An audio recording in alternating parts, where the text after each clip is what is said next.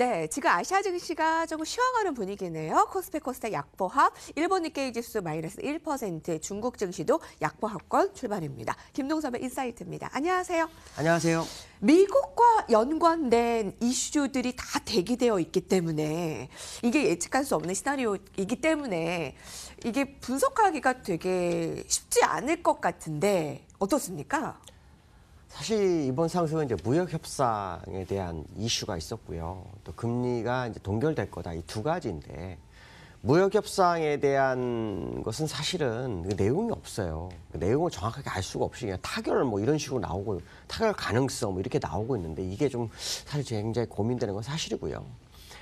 사실 미국에서 이제 금리에 대해서 두 번째 이슈가 이제 금리에 대한 얘기를 하는데요. 연준에 한 4명 정도가 발언을 합니다. 그 발언 중에 진짜 재밌는 발언이 있는데요. 세인트루이스 연은 총재인 제임스 블라드가 한 말입니다. 금리를 올리게 되면 경기 침체가 올 수 있다. 이거 굉장히 막연하죠. 근데 어저께는 발언을 이렇게 했습니다. 단 한 차례만 더 해도 경기 침체 국면으로 밀어넣을 수 있다. 단 한 차례라는 평어를 썼죠. 자, 그 얘기는 금리가 올릴 수 없다라는 것을 우회적으로 표현하는 거죠. 물론 뭐 찰스 에반스 같은 경우에는 금리를 올려야 한다. 뭐 이렇게 얘기를 하고 있지만 연은 총재들 여러 명이 동시다발적으로 이렇게 얘기하는 경우는 몇 년 동안은 거의 없었어요. 그리고 단 한 차례라서 한번 콕 집어서 얘기할 정도로 발언을 한 적은 없었다라는 거죠. 이런 부분들을 본다면 일단 미국의 금리 인상에 대한 리스크가 굉장히 없어지는 과정으로 가는 게 맞지 않나라는 생각을 해봐야 되겠죠. 자, 문제는 뭐냐면 실질적으로 FOMC가 열리는 시점, 특히 작년에 2018년대 금리 인상 시점이 369, 11로 빠졌기 때문에 이 3월 달에 어떤 발언이 나오는지가 굉장히 중요할 것 같다. 왜냐하면 일단 인상은 안 할 것 같은 느낌으로 시장을 끌어올렸고요. 바닥에서 올리는 모습이기 때문에 추가적으로 시장에 이 부분 가지고 시장을 대응하기는 어려울 거라고 판단이 쓰고 있고요. 그렇다면 결국 이제 무역 분쟁이 남아있는 상황인데 어쨌든 연준 정책을 피는 자들이 아주 중요하게 포인트를 정해서 발언했다는 것은 상당히 의미를 좀 부여하지 않을 수 없다. 이렇게 말씀을 드릴 수 있고요. 어저께 미국장이 상승을 했어요. 근데 제가 제시했던 지수가 아마 기억할 거예요. 하도 많이 말씀드렸어요. 23,880.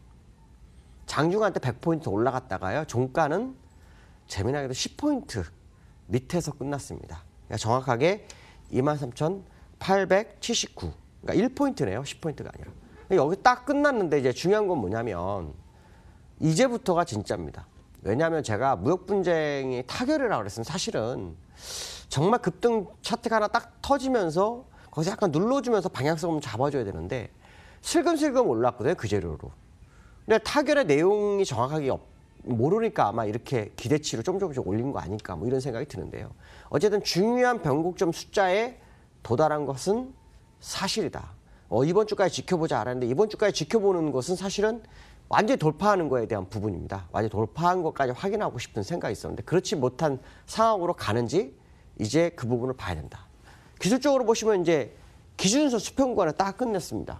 여기서 이제 바로 가느냐 아니냐 뭐 이 부분인데 저는 사실 제가 이제 이런 시황을 하면서 이렇게 발언을 해드리면 안 되겠지만 이 무역 분쟁 타결에 대한 세부 내용을 제가 못 봐서요. 그걸 가지고 여러분한테 이 방향이야라는 방향성 제시를 못 해주는 거에 정말 죄송스럽지만 어때 기술적으로 접근한다면 이 자리에서 미끄러질 확률을 한 60% 이상을 보고 있습니다. 물론 그 미끄러져서 뭐 협상 내용이 나와서 뭐 이게 정말 시장에 호재가 돼서 확 올릴 수 있는 부분이 있는지 그것까지는 모르겠지만 기술적으로는 이 자리에서 싸움이 있어야 될 거다. 그래서 뭐 100%, 70% 이렇게 못하더라도 저 60% 이상은 줄 수 있지 않을까. 그렇다면 이 자리에서의 싸움을 우리는 오늘 밤부터 꼭 지켜봐야 되지 않을까. 이렇게 말씀드릴 수 있고요. 주봉 사태를 보면 일단 5주선 관통 시도가 이루어지고 있어요. 근데 문제는 뭐냐면 5주선이 이렇게 떨어지는 상태에서 관통이기 때문에 이게 눕는 시간이 있죠. 그러니까 만약에 올라갔다면 이번 주까지가 일단 상승이 끝나는 자리의 확률이 높고 아마 누우면서 갈지 아니면 그 사이에 뉴스랑 터트려서 확 치워 올리려고 노력할지 이것까지는 모르겠습니다. 그러나 중요한 것은 뭐냐면 5주선이 아직 눕거나 돌리지는 않았다라는 거죠. 왜냐하면 여기서 더 올라가가지고 요 오주선이 빠져야 되거든요. 저점이. 빠지면 눕는 상황이 되는 거죠. 그러면 이거 올리려면 이거보다 더 많이 올라가야 되는 상황이니까 결론적으로 말하면 이번 주가 어떻게 보면 시장에는 새로운 변곡주 되는 가능성을 열어두고 보는 것도 나쁘지 않겠다. 이렇게 말씀드릴 수 있을 것 같습니다. 자, 두 번째 이슈는요. 유가입니다. 저도 참 이 유가를 보면서 가끔 이제 차트를 보면서 놀라는 경우가 많은데요. 일단 $50 선 진입을 했어요. WTI 기준입니다. 브렌트는 좀 다르죠. WTI가 52불 정도에 끝났는데 여기에 핵심 키포인트는 사우디아라비아가 수출을 줄이고 감산을 잘 이행하겠다. 그 얘기를 하면서 올랐거든요. 근데 이 자리가 제가 아마 지난번에 차트로 말씀드렸어요. 이 자리가 굉장히 중요한 자리다라고 말씀드렸는데 저는 이 부분에 대해서 고민을 굉장히 많이 합니다. 그러니까 요즘은 제가 고민투성입니다. 그래서 막 이 손 같은 데가 정정이 하나 좀 말라가는 상황인데요.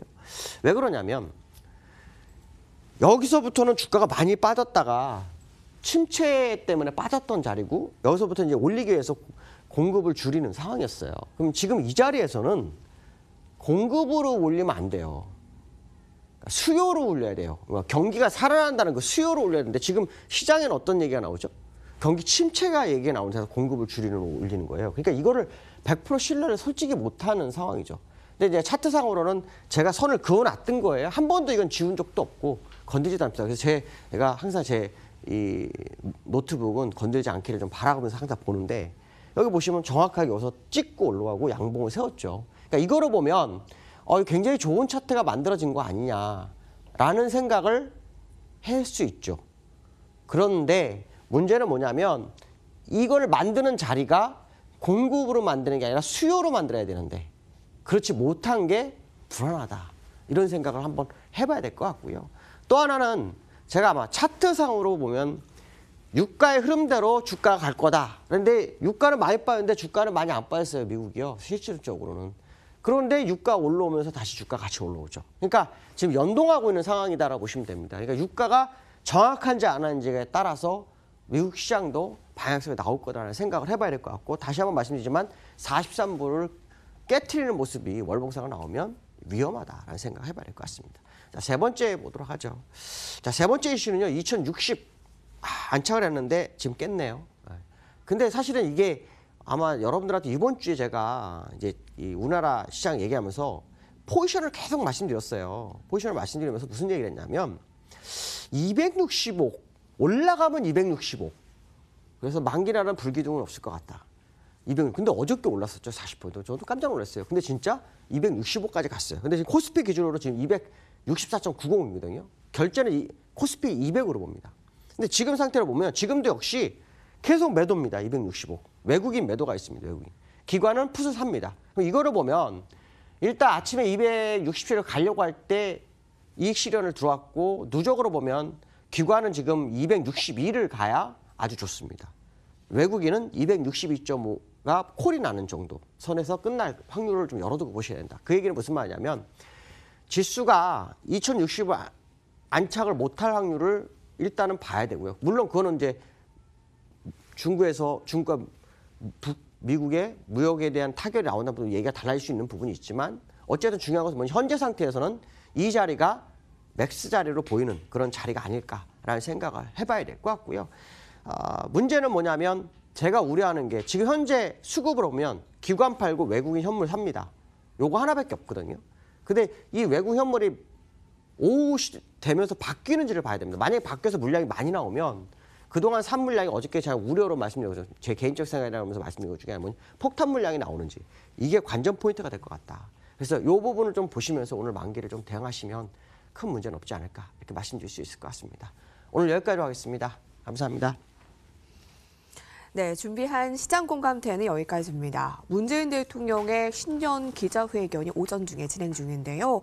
경제정책 성과 삶 속의 체감이 목표다라는 언급을 했습니다. 그 기대감을 가지고 기해년을 시작했죠.